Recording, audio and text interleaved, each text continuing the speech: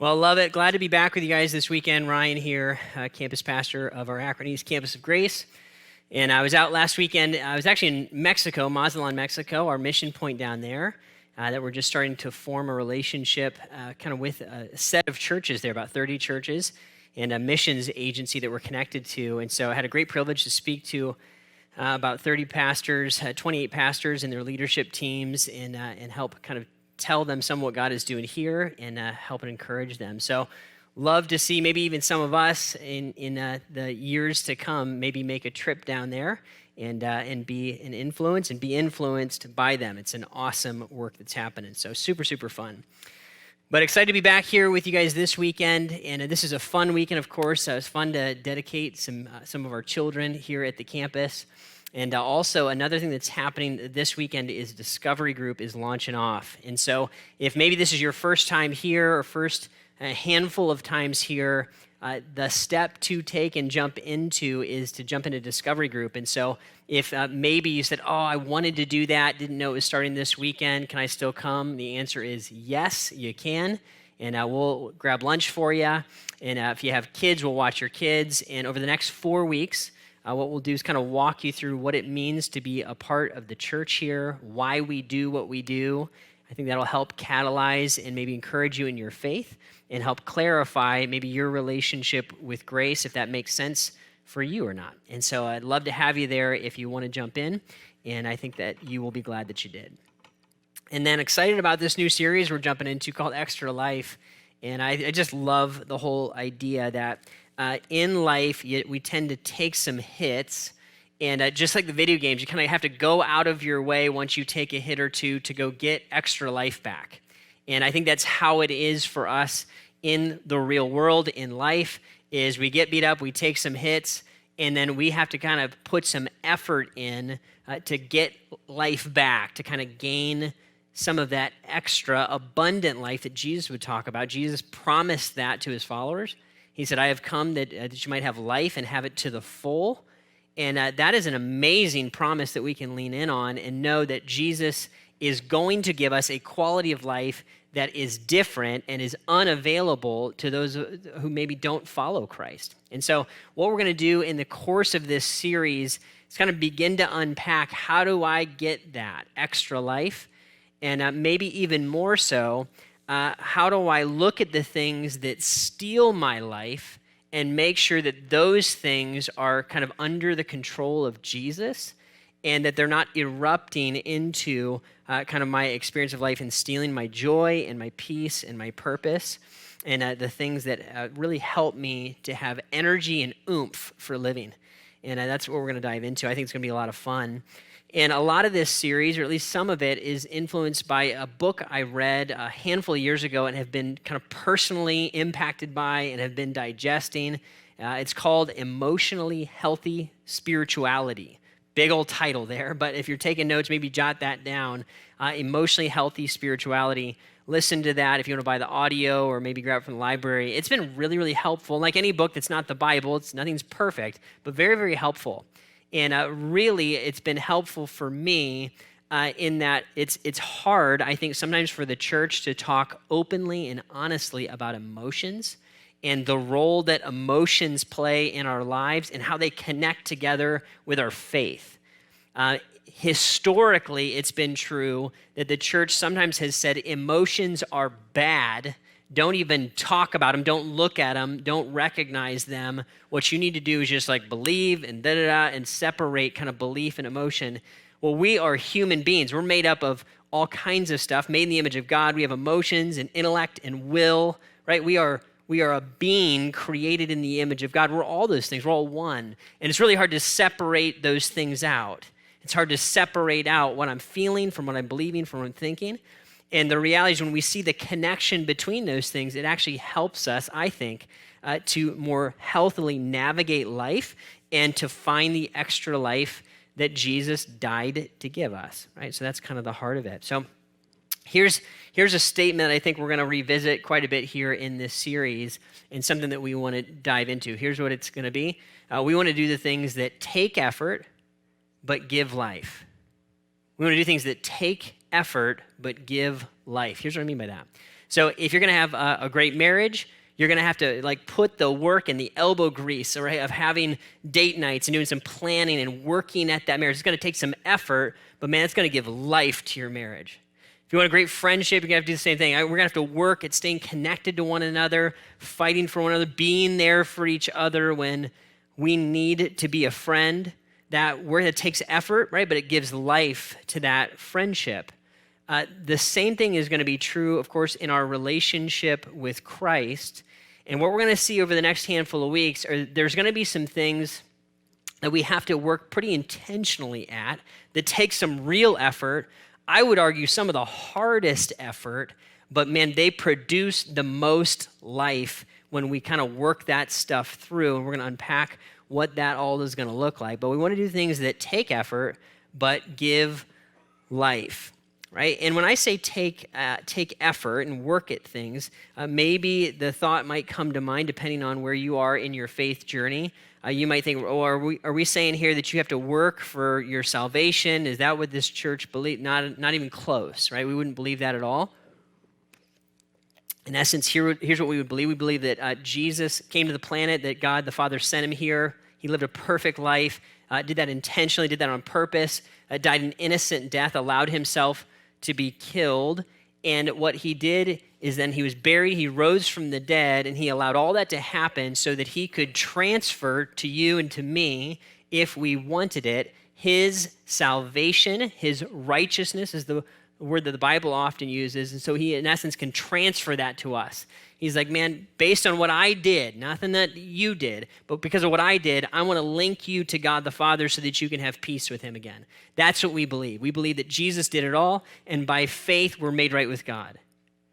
That gift of salvation, that gift of righteousness that we just talked about, then is experienced and unpacked as we interact with it here as followers of Jesus on the planet.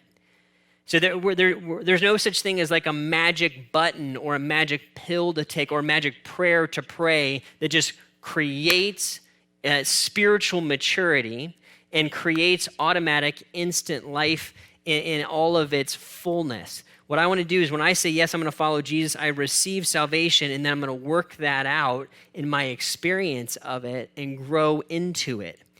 And as I do that, I'm going to experience more and more of the abundant life that Jesus talked about. And this is talked about all throughout the Bible. And here's one of the ways that the Bible would talk about it here in Ephesians chapter 4. Paul says this, he says, you were taught with regard to your former way of life to put off your old self, which is being corrupted by its deceitful desires. He says to be made new in the attitude of your minds and to put on the new self, created to be like God in true righteousness and holiness. So in essence, he's saying this, man, when I say yes to Jesus, well, I'm made new on the inside. I'm given this gift of salvation, but what I bring into that relationship is like all the stuff that I've been doing my whole life, right? So I came to know Jesus at almost 19, had no faith at all, no church at all. And so I brought all of that into my relationship with Jesus. I brought that all with me, right? My attitudes, my mindset, my habits, that all came with me when I said yes to Christ. Now, what he's saying here is that I need to actively put off, remove, disconnect myself from some of those things that I have been doing and be made new on the inside. Right? I need to be renewed in my mind and in my heart, and that's a process that takes effort that I'm actively involved in because we are complex beings kind of made, again, in the image of God, and there's a lot going on even kind of below the surface. And so here's kind of the picture that makes this make sense to me. When I think about how we're wired and built, one of the things that comes to mind is I think of us kind of like a volcano, okay? Like a volcano. People are like volcanoes, right? It's just a thing. It's what it is, right? So here's how it works. There's stuff that is happening kind of on the surface of our lives, and there's stuff that's happening down deep underneath here that we can't quite see and understand or always know what's happening underneath. And so this is how it would work with me. When I came to know Jesus, some things on the surface started to change in my life, right? Here's one of them that changed a big way. I started going to church. I'd never gone to church before, right? So that was a new habit that began to form in my life. I started reading the Bible. Man, never read the Bible before. This is huge, right? Brand new set of information that I never had access to. I started to act a little bit different as I saw different Christ followers interact with each other. I would say I started to begin to love a little bit differently than I had loved before as Christ started to get a hold of my heart. What I would say with all of this is these are things that when Jesus kind of entered the picture, so to say, he began, as I allowed him, to change kind of these pieces of my life. Awesome. We see that, we know that, we love that. That is so fun and exciting to watch the surface of someone's life begin to transform. It's awesome. And if you're a person of faith, you've been following Jesus, maybe you've experienced some of that transformation where things begin to be different on the outside, the exterior of our lives. And that's fun, man. Sometimes that's a breakthrough, an addiction that is broken, a new habit that's formed, and that is fun and exciting. What's also happening, though, underneath the surface of our lives is there's some big stuff often that would be in our story and in our past that we don't always recognize the impact that it had on us, and we don't always understand the impact of what it's going to do in us and to us kind of in the future. Let me give you some examples. So down in some of our stories, we're going to run into things like grief or loss. It's a reality, and we talked about this here at Grace, that it's a reality of living in a sinful human world that we're going to experience loss, and that can be incredibly painful. So processing grief or loss in the right way has a big impact on my life. Underneath here, there might be things in my past like divorce. Maybe I grew up in a home where there was divorce, or maybe you've gone through a divorce yourself. Every family has some level of dysfunction, right? Can we just admit that? That's just true, right? No, there are no perfect families. We can strive to be a healthy family, but man, there's going to be dysfunction somewhere. I always say, yeah, I'm probably messing my kids up right now. I just don't know how, right? It's just what it is, right? There's just dysfunction as part of how our stories tend to roll out. Here's another one. There's going to be conflict, kind of relational breakdowns that are going to show up back here where there's brokenness in a relationship or a disconnect. Maybe it's with a former church, or maybe it's with a person that I used to know, and now there's brokenness in it. Some of us have kind of abuse in our past, and that would be back there somewhere in our story, abuses, of course, of all kinds. Now, one of the things that's really hard to see is when I say yes to Jesus, I begin to have the surface of my life begin to be altered, but sometimes it takes a lot longer to allow Jesus to influence these other deeper down pieces of my life and my story. Here's the tough part, is it's often these kinds of experiences that form within me some of my real beliefs about life. For example, if you have been abandoned or you've grown up in a situation where there's a lot of brokenness at home, you might draw the conclusion, if I want to make it through life, I can only trust me. Make sense? That'd be a conclusion that I might draw based on some difficult situations that I've gone through. So down here, underneath it, there are some of our real beliefs are down here in this kind of deep down level of the volcano. And what will happen is if I don't process some of these things, and there's probably others with it, if I don't process and kind of resolve some of these things through and work them through and let Jesus into that part of my story, what's going to happen is eventually in my life and my story, there's going to begin to build some pressure. Let's spell this right. Right, some pressure. Deadlines are going to come, and the wedding needs to be planned, and the bills need to be paid. And I got to help my parents with this thing. And right, there's going to be things that pop up that create pressure in our lives. And we all feel it at times. And when that pressure begins to build on my volcano, what ends up surfacing is not this stuff that lives at the surface. What ends up surfacing are the things that are coming out of the depths of the volcano, and sometimes the things that are coming out of some of the bedrock beliefs that I have that I don't even know I have. Making sense? And we can see it on a micro level, like a little level in a day, in a one-day experience, something like this.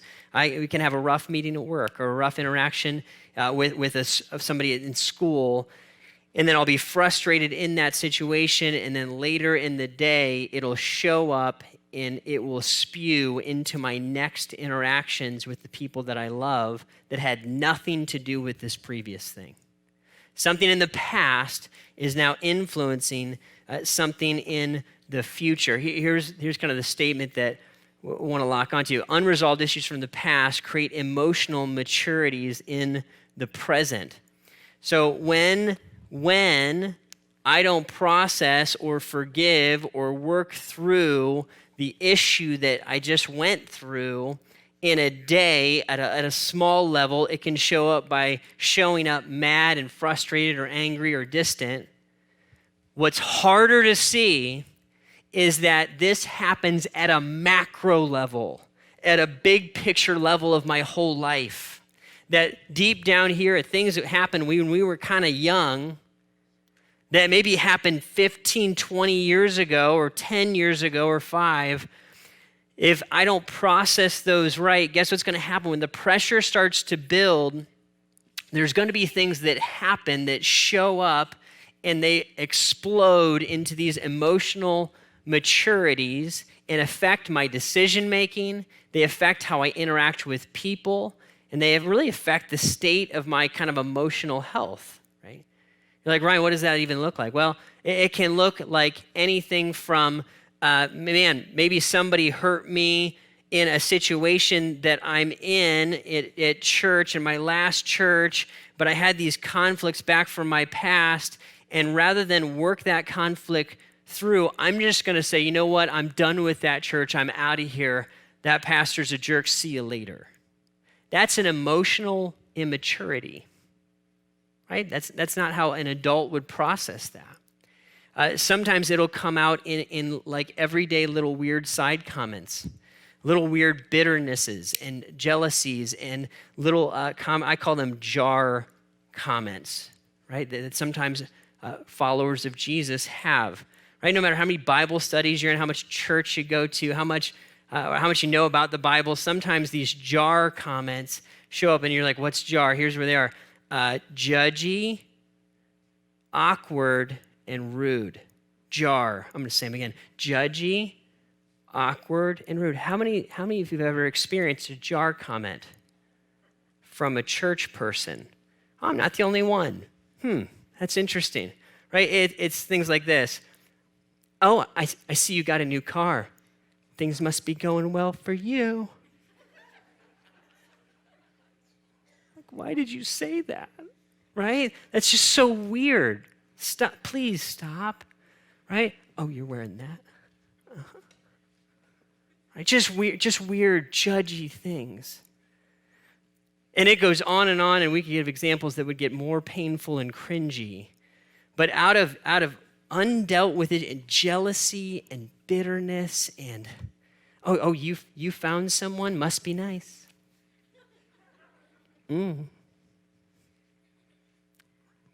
It goes on and on and on where these weird, judgy side comments come out. Where's that coming from? Because you know the Bible, man, and you can quote it all day long. And listen, I love the Bible.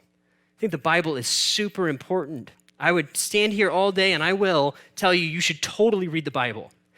Man, you should people go to church all the time. I'd stand here and tell you should go to church all the time, right? All kinds of stuff can be happening on the surface, but if Jesus doesn't get down, if I don't let Jesus down in here and deal with this stuff, what's going to happen is more and more red is going to be popping out of my life, And Jesus is like, I want to be the God of the volcano, not just the God of the surface. I actually want to bring healing all the way down into this stuff that you've been through.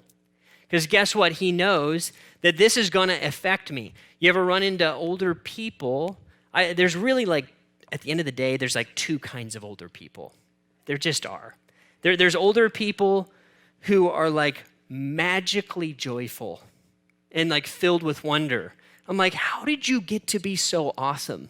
Everybody wants to hang out with you, right? And they're just people that give themselves away and have peace. And they're not perfect, but they're amazingly mature people.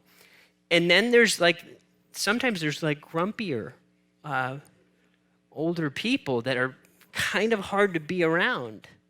And it's sad. And there's bitterness. And I would say that that's not just an older people thing. It's descriptive of two trajectories that all of us are on. And it's either I'm going to allow the blue lines to come down into and Jesus to affect my deep story, or the red is just going to continue to spew out here and start to affect the people in my life more and more.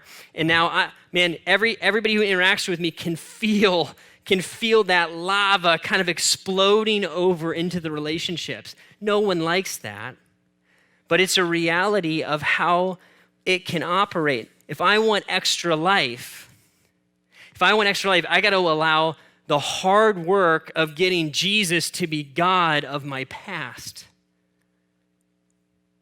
And listen, you look at me and say, Ryan, I don't really want to do that. Man, I hear you. I don't really want to do it either. All I know is this.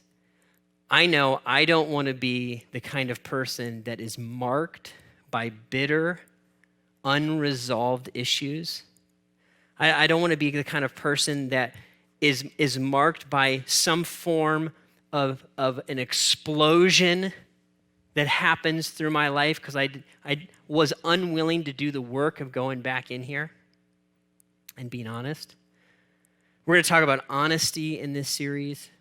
Here's one of the things that what we're uncomfortable with that I think the people of the Bible weren't. The people of the Bible were painfully honest. They were painfully honest about how they actually felt about things. When they were wondering, hey, God, are you still with me? They just said it. We think it sometimes, and we're a little bit scared to say it because people might give us a jar comment back. But the reality is, God knows what we think and even what we feel, and he wants to meet us in that, and he wants to help us to move through it.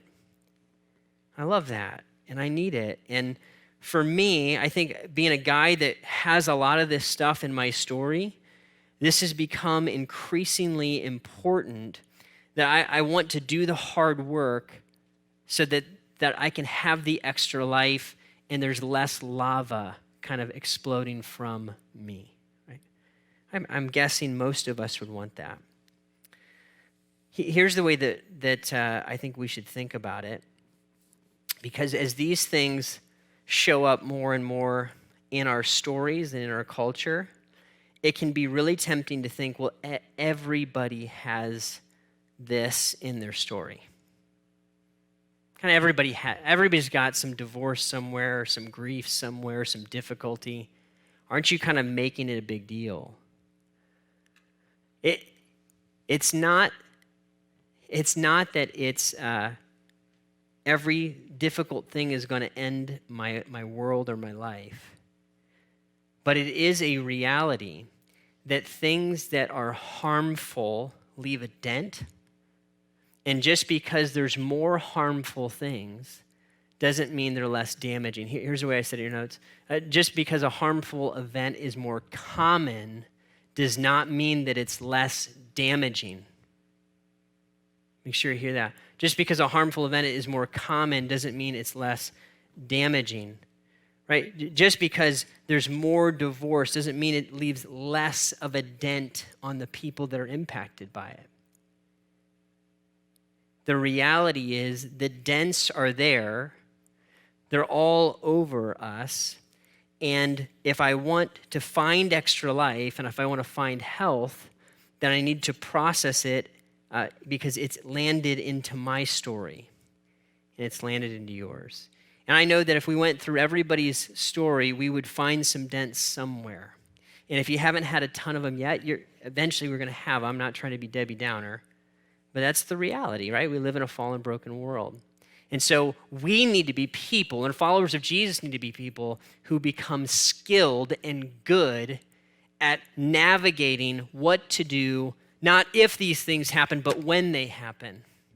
We need to be people who become very good at being emotionally mature and not spilling our lava over into people and seeing the connection between what's happening down here and what's happening up here. Okay. Here's how Paul said, I love this. He said it this way. He said, when I was a child, I talked like a child, I thought like a child, I reasoned like a child. When I became a man, I put the ways of childhood behind me. And what he's really contrasting in this verse and others like it is he's helping us see that there's a disconnect, there's a difference between the way a kid processes the world and the way an adult does, right? And we all know that. It's okay. Doesn't mean there's anything wrong with kids. They're just on a journey, right? So kids are going to process things a certain way. Adults are going to process things a certain way. A kid is going to look at a problem or a situation when they're in trouble, and they're going to ignore it or cover it up and just kind of leave it behind, right? An adult is going to get into that mess and work it through. I did this a ton as a kid. I remember one specific instance. I just remember it like it was yesterday. My grandpa, who I hung out a lot with my grandparents, they had this decked out conversion van. You guys even remember conversions vans? These were like loaded with blinds and like TVs in the van. They were sweet, plush carpet, like they were set up. And I love it. They had those captain chairs in them. And I'm like 8, maybe. And we go to Swenson's, which is amazing. Everyone should go to Swenson's. I should be on like commission for Swenson's because it's so good. And I was drinking a milkshake as this little kid, and I was loving my milkshake. And like kids do, I spilled it in the back corner on the carpet in this sweet conversion van. And it's all laying there, milkshakey, all on the carpet. And I saw the big pile of milkshake sitting there.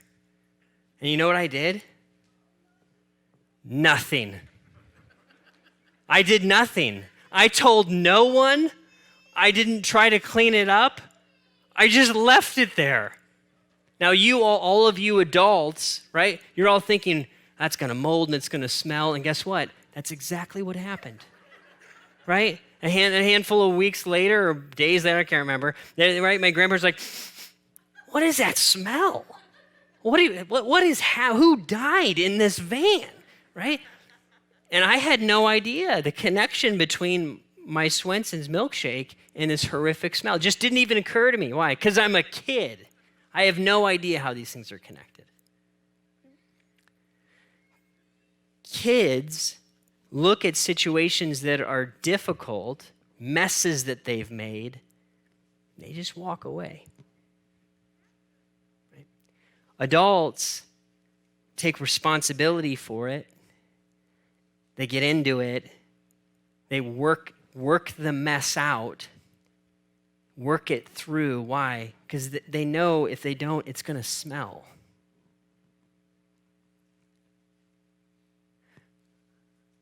The thing didn't go right with my last church. See ya. I don't talk to that person anymore. I don't want to go there because it's too painful. Love it. These are things a child would say. Adults get into it. They work it through. They They take responsibility. They do hard things. And listen, all of us, at least I will say it about me, all of us act like children sometimes. I do. And I have to remember, oh man, this is going to smell really bad if I don't dive into it. I need to do the hard work now so that I don't have to deal with the smell and the damage and the wreckage later. This is what we're talking about. And extra life comes from cleaning the messes up, doing the work.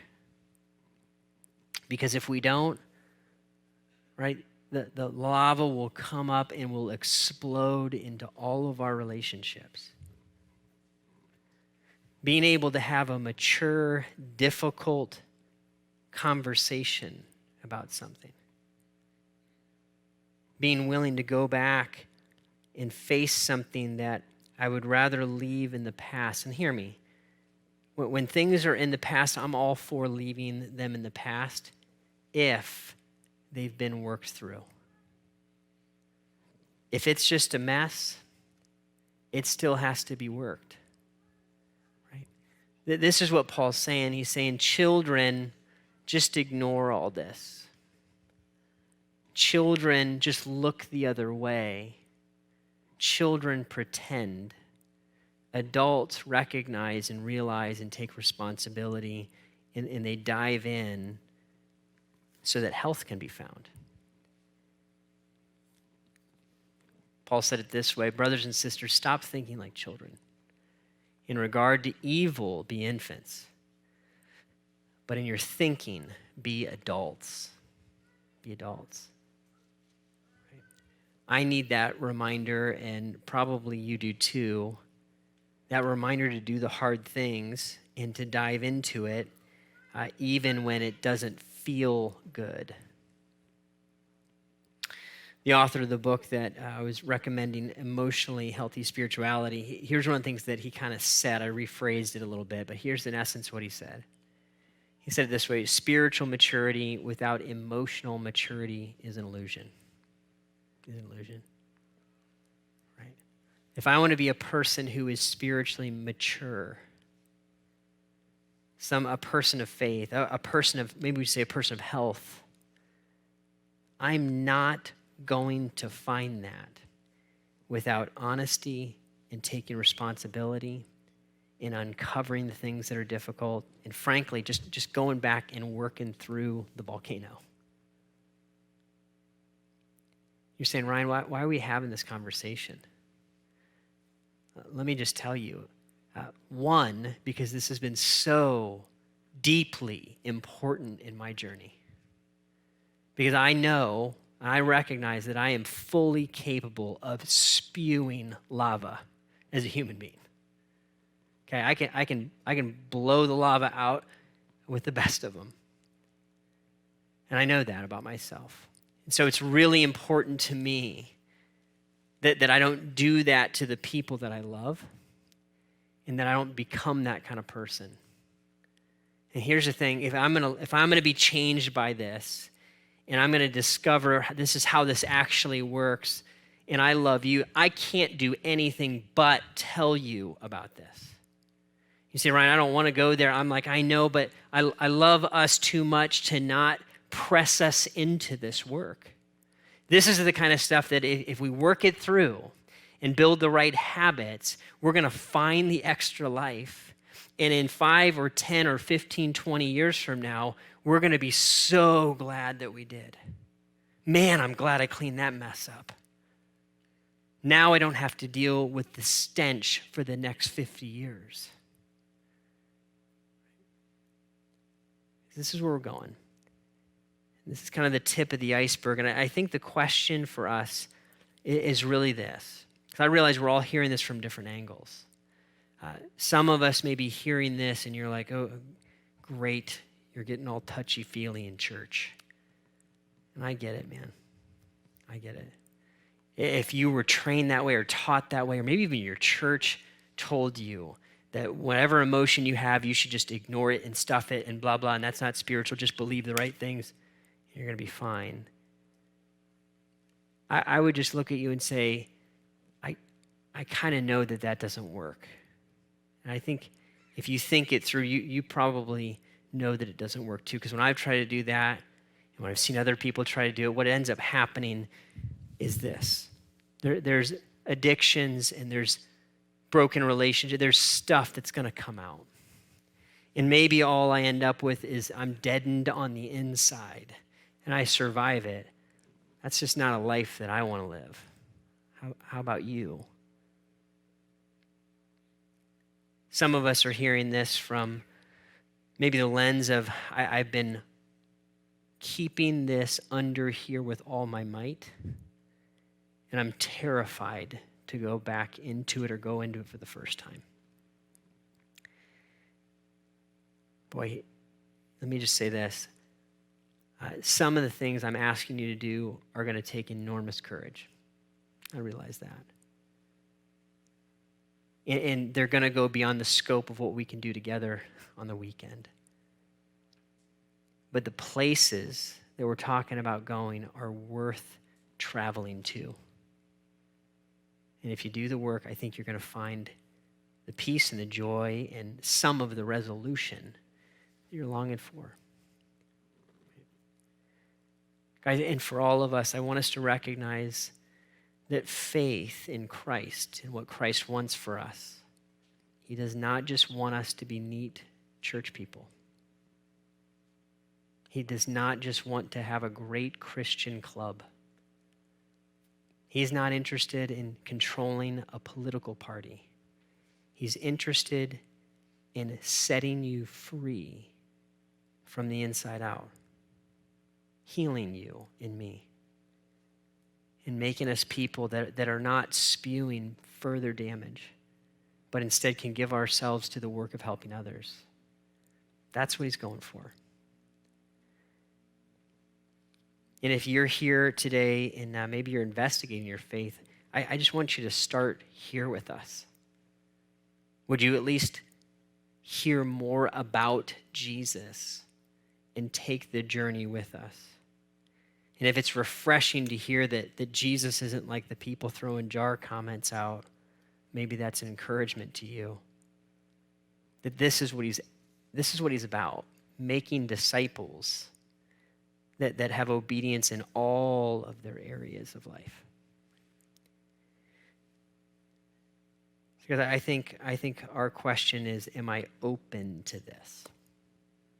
Am I open and am I teachable to allow Jesus into my heart and my mind, and maybe into the depths of my past? I'm going to have the band come up, and I want to pray and just encourage you to hear the words of this song as we sing it and as we worship together. Would you pray with me?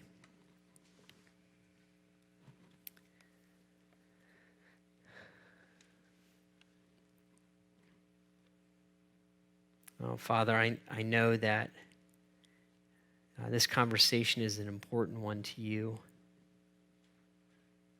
Lord, because you're our Father. And Lord, you know the depths of what's going on in our hearts, in our minds, in our lives, and even in our past. And like all good fathers, it breaks your heart to see us bound up and locked up in unforgiveness and broken relationship and just undealt with things that we won't let you into. So God, I pray for everyone that's having this conversation with you today and into the next handful of weeks, God, that you would begin to heal us and unlock us from the inside out. And that you would cause us to find the extra life that you long for us to find. So God, we open our hands to that, and we open our hearts to that today. And we invite you and ask you to meet us in it. It's in your name we pray, Jesus.